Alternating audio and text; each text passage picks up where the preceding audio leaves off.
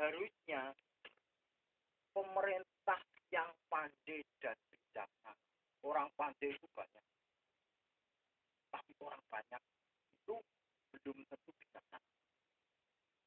Yang dicari orang yang pandai, orang yang pakatnya tinggi, orang yang bijaksana. Tahu situasi kondisi masyarakat di Urut Sewu. Urut Sewu tadinya itu namanya di Kesik itu namanya beras sengaja. Apa arti beras sengaja? Beras itu diletakkan tidak digarap sengaja, itu memang disengajakan karena apa? Karena ditanami nggak pernah tumbuh. Ditanami nggak pernah tumbuh. Nah sekarang setelah sekitar 15 tahun ke sini, tanah tersebut sudah diketahui atau sudah cara gambarannya apa ya? Cara gambarannya tahu wajib. Ngerti celahnya. Ditanami semangka tumbuh, ditanami cabai tumbuh, ditanami padi tumbuh, ditanami singkong tumbuh, ditanami apa saja daerah sini, bahkan sampai pasir pun ditanami semangka hasilnya. Karena apa? Karena kejelian dari orang-orang atau masyarakat di sini menimba ilmu bagaimana tanah yang tadinya beras sengaja tidak ditanami, yang tidak subur kok bisa jadi subur, itu bagaimana? Dikarenakan kejelian masyarakat di sini, berbagai macam cara ditempuh supaya tanah yang tadinya tidak subur jadi subur, yang tanahnya tadinya tidak bisa ditanami jadi ditanami, itu bagaimana? Pakai mesin sedot, pakai pengairan, pakai pupuk, bahkan secara model sekarang itu pakai infus, bukan orang yang diinfus, tanaman pun sekarang bisa infus, bisa diinfus, bisa tumbuh baik, bisa subur, bisa menghasilkan yang bagus. Nah, kok yang di atas itu tidak tahu, tidak mau melindungi, tidak mau apa ya, mengayomi, itu bagaimana nanti negara? Sama saya mohon kepada Bapak Jokowi untuk segera mengatasi ini, mengambil langkah bijaksana bagaimana baiknya. Masyarakat menengah ke bawah ini cuma bisanya minta kepada pemerintah supaya jalan keluarnya bagaimana. Kasihan yang sudah jadi lemah rata. Bapak Presiden Soekarno dulu pernah berkata begini, saya titipkan bangsa dan negara kepada, jangan meninggalkan jas merah. Apa arti jas merah? Yaitu jasa para arwah, jasa para pahlawan yang telah mendahului kita, yang sudah membanting tulang, menyerahkan jiwa dan raga untuk membela negara. Ibaratkan darah bercucuran di badannya, bahkan nyawa melayang. Untuk apa? Untuk membela negara. Sementara sudah merdeka, sekarang ini apa? Cuma rebutan tanah, cuma rebutan warisan, cuma rebutan barang-barang yang sepele. Nangis yang di kuburan. Bukannya mendoakan, bukannya memberi keselamatan, malah cuma rebutan warisan, rebutan tanah. Bagaimana ini? Bagaimana ini? Karena apa? ABRI dulunya itu dihormati, dihargai. Siapa yang tidak segan kepada ABRI? Siapa yang tidak segan kepada polisi? Siapa yang tidak menghormati kepada polisi? Siapa yang tidak menghargai sama polisi? ABRI sama polisi itu disegani masyarakat.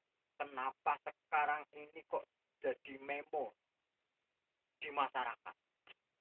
Karena apa? Karena perilaku yang tidak punya rem. Kok punya rem? Motor punya rem, sepeda punya rem. Kok pemerintah tidak bisa mengerem, tidak bisa mengendalikan? Itu bagaimana? Karena apa? Polisi dan tentara itu adalah istilah tulodo, contoh masyarakat. Nah kalau abrinya sudah menggebuki masyarakat, apakah masyarakat mau menggebuki? Kan tidak. Masyarakat itu memberi apa? Mau mencontoh hal-hal yang bagus, hal-hal yang baik. Seandainya aparat saja sudah memberi contoh yang begitu, apakah masyarakat disuruh mencontoh yang seperti itu? Ya, ini pusaka saya, ini warisan dari leluhur Mbah Demang Bapang. Ini ada tulisan asli, namanya tulisannya Jawa. Ini bunyinya Hono Royo. Hono Royo. Hono utusan, Royo kuwi istilahnya Rojo Koyo. Maksudnya apa? Honoroyo ini maksudnya apa? Honoroyo ini maksudnya pahlawan yang dulu gugur mendahului kita, diutus oleh masyarakat, disuruh membela masyarakat merebut tanah air kita dari penjajahan, baik Belanda maupun Jepang. Punya ide, punya gagasan, punya tujuan supaya memakmurkan masyarakat. Honoroyo. Hono kahanan utusan, royo itu rojo koyo. Mudah-mudahan besok jadi negara yang rojo dan koyo. Rojo artinya punya derajat, koyo itu punya kemakmuran. Itu semoga orang-orang dulu merebut tanah air kita dari penjajahan supaya masyarakat Indonesia terutama Ursewu ini supaya menjadi orang yang tinggi dan orang yang makmur, yang orang yang baik. Terus saya beberkan sejarah.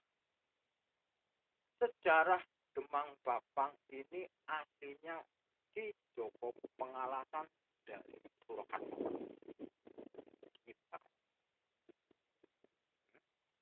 Pusaka pokok ini dari Kasultanan Purwokerto, asli Solo. Dia mengembara. Beliau punya saudara 3. Yang pertama Joko Pengalasan alias Mbah Demang Bapang. Kekuasaannya dari Karangbolong sampai Ngawu-Awu. Terus kesananya itu namanya Demang Bubutan yang berdomisili persairannya di Purworejo sebelah selatan. Terus yang kesana lagi di daerah Purwokerto, yaitu tepatnya Desa Gambar Sari. Namanya Kedemangan Gambar Sari. Itu punya saudara 3. Asli dari Surakarta. Kerabat. Nah apa buktinya? Ini buktinya. Bapak ini pusaka dari keraton. Asli dari keraton. Inilah Mubara, apa tujuannya? Tujuannya mempertahankan masyarakat di sini dari gangguan atau dari penjajahan dulu, yaitu Belanda dan Jepang. Makanya sampai sekarang, kenapa kok saya tampil di sini? Karena saya sudah tidak tega lagi. Tadinya saya biarkan saja. Tapi lama-lama kok dirasa itu tidak mentolo, tidak tega. Nah, saya timbul inisiatif untuk mengingatkan kepada para aparat untuk mengingatkan untuk kepada masyarakat menengah ke bawah yang perlu perlindungan, yang perlu bimbingan, yang perlu bantuan, yang perlu pendidikan dan sebagainya.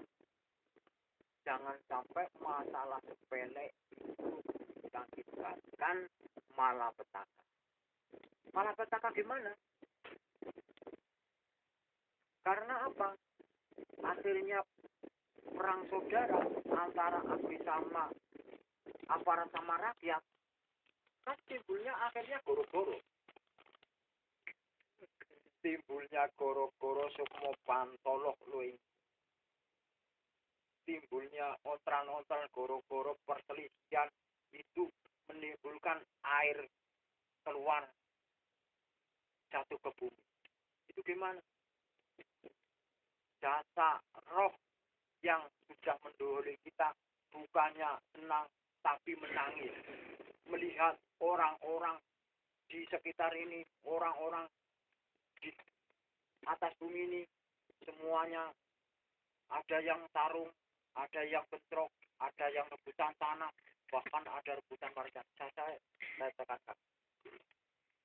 Sekarang gini, saya gambarkan yang kecil-kecil saja. Seandainya bapak sama mama punya keturunan 4, anaknya 4, punya warisan itu 4 bagian.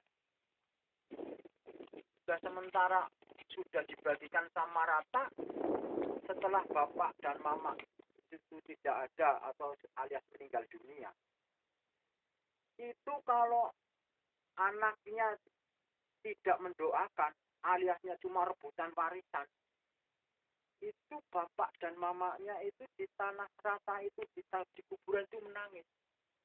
Oh, anak saya bukannya bersyukur diberikan harta, bukannya bersyukur dikasih harta berlimpah, bukannya ingat kepada Tuhan Yang Maha Esa, malah rebutan warisan.